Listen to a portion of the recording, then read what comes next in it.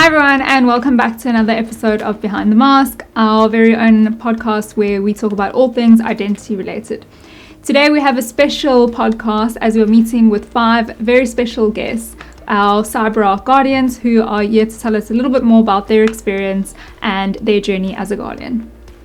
Our CyberArk Guardians, of course, come with a wealth of experience across many different industries and organizations, from contracting roles all the way through to even working at CyberArk directly. I'll hand over to the team to introduce themselves. I'm Lee Atkinson. I'm a principal consultant here at CyberIAM. Been working with CyberArk products since 2013. Been a Guardian since 2020.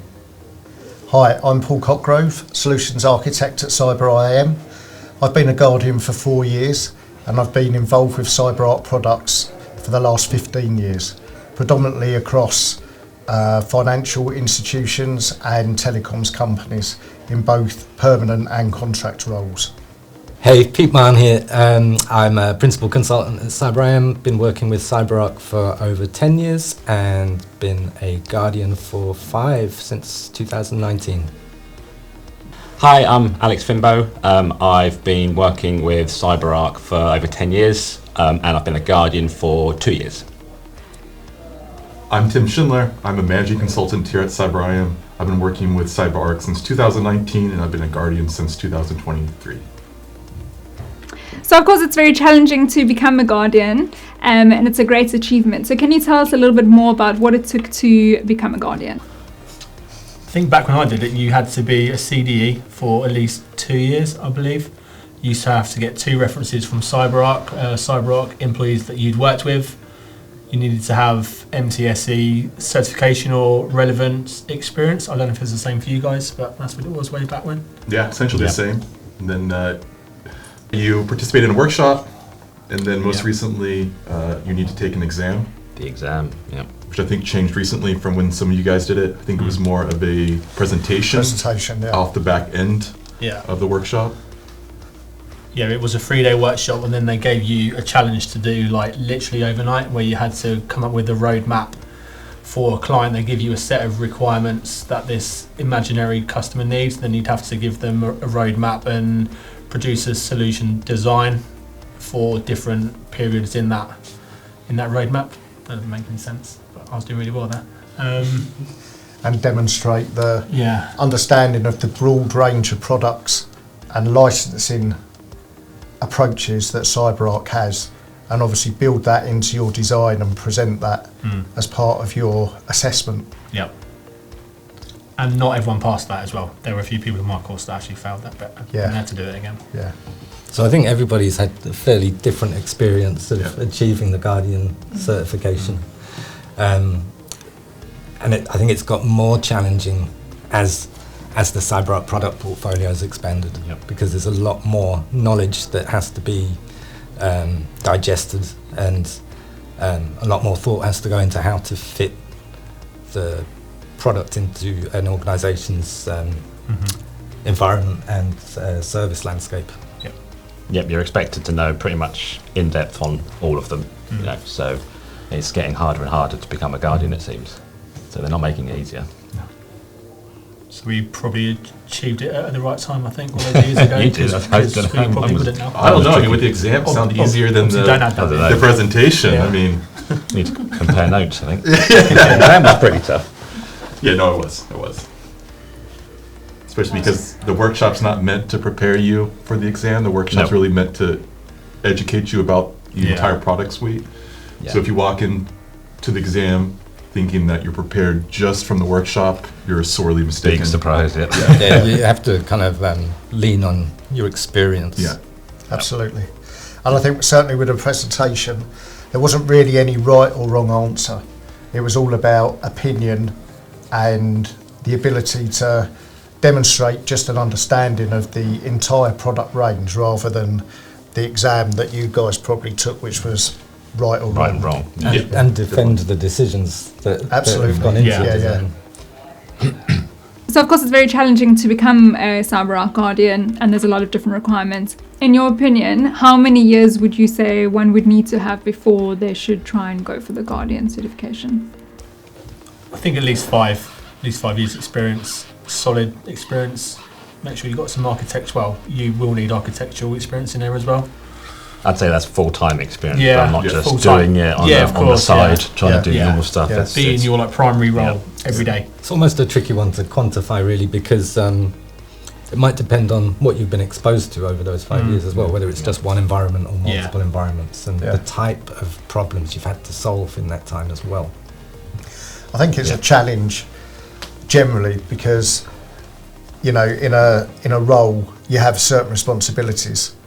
So it's very difficult to get out of that siloed environment to get the experience that you require. You might not have the opportunity to do design work or architectural work, you know, especially if you're in a BAU team or something like that. So it's not just about learning on the job, it's the job with all of the outside of job activities, training, experience, home labs, lots of hours invested. Yeah. Also, the product suite is rapidly increasing. So CyberArk is always introducing new products to solve different problems, and you're expected to know that as a Guardian as well. So if you're heavily focused on vaulting, then you might have a huge gap with Conjure or with EPM, and as a Guardian, you're expected to know that, to know those solutions. So of course it must be really beneficial for all of you to be able to lean on the other Guardians and work together as a team. What has it been like for you as a team and as individuals to be able to lean on other Guardians at CyberIAM? I think from my perspective, it's a massive time efficiency. You know, between us we've probably got upwards of 50, 60 years experience across the product range.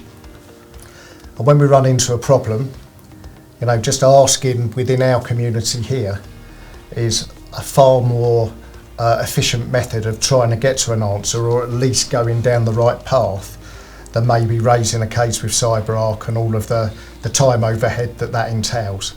So I think personally the benefit to me is just being able to ping these guys and put the question out there, and if no one's got the answer, they've generally had some sort of experience around that field that leads us down the right path to remediating or understanding what the issues are. Yeah, I'd say we work together quite a lot in trying to come up with solutions where we don't have one currently, or exploring the new tools to try and, you know, push them towards the solution that we need. Yeah, because as we've said, you know, we've all come from different backgrounds, we've all had different experience with the product. So when we face challenges in our day-to-day work, it's very handy to, you know, have that sounding wall to, you know, talk about the problems that you might face. Yeah, and I think if we had any metrics and stuff for teams, you'd probably see that most of our chats are within the 5 of us actually. So it's because we're always asking for advice and stuff. So we'll help and guidance and for stuff which we may not have a ready-made solution for, but as Paul said, we always get led like down the right path. So yeah, very valuable. Yeah, it really prevents you from having to reinvent the wheel. Very rarely do I think that we're doing something for the very first time. So yeah, everywhere we do it a little bit differently, but it's not fundamentally brand new. So like you were saying, it's a huge time efficiency to be able to ping one of these 4 other guys and say, hey, this is what I'm trying to do, here's the problem I'm having, can you at least give me direction to look? And we've also got almost our own areas of expertise within the team and focus areas, that, so, you know, it's a good spread of skills across all of us. So what is it about CyberArk that makes it one of the leaders in PAM? I think it's definitely a market leader because of its broad range of capability. I mean, many years ago when I first got involved with the PAM solutions from CyberArk, it was just password rotation, and that's evolved through secure session brokering, the ability to rotate not only passwords but SSH keys, and it's really developed along with, I think, the market requirements. And today we find ourselves in a world where lots of companies are going cloud first. Everybody seems to have AWS or Azure or GCP, and now CyberArk has bridged that gap between the on-premise management of credentials and credentials for identities within the cloud with their various solutions. the whole breadth of their product range just grows and grows and grows as the market changes and organisations demand that change to further secure their environments. Yeah, I'd say the longevity of the company goes a long way towards being a market leader as well. You know, almost being at the forefront of inventing or putting in focus the PAM space. You know, it certainly wasn't a job that was you know, PAM engineering or PAM solutions weren't necessarily a job that was around when I started working. Yeah, it was around 1997, I think, is when they first, you know, moved into that sort of PAM space. You know, they essentially invented it out of customer requirements because the product was something completely different before, and they sort of just fell into it and invented it themselves. The product was for transferring files, right? Yeah, between secure people file with, exchange. Yeah, for transferring Yeah. files. which obviously uses the private ARC client, which people still use today. But instead of well, it still is files, but it is obviously a password as a file. But so yeah, it's quite mad that it's basically evolved from that to what it is today. And I think that one of the things that makes CyberArk stand out from its competitors is their IP, their use of the keys within the system, and the way that they're able to encrypt and decrypt with keys that are essentially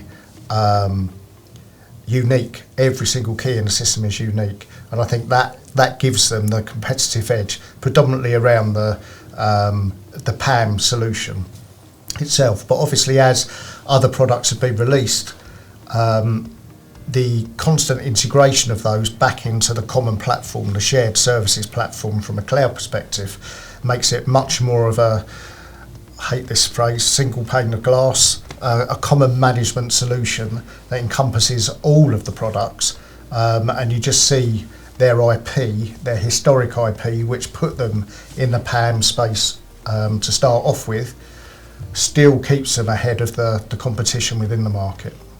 I think it's also their ability to pivot from what you might think of as traditional legacy PAM into more of an identity security company as well, right? So when you think about PAM, I think most people think about, again, credential rotation, but then I think CyberArk has done a good job involving more. So for example, EPM is a nice one where you might not think of that as traditional PAM, but that is privilege on the endpoint. So the ability for CyberArk to, again, keep evolving with different solutions, I think keeps them to be one of the market leaders. Yeah, some great acquisitions over the years as well. Definitely. That brings in that capability into the product set. So from EPM up to Venafi now. Yeah. Yeah.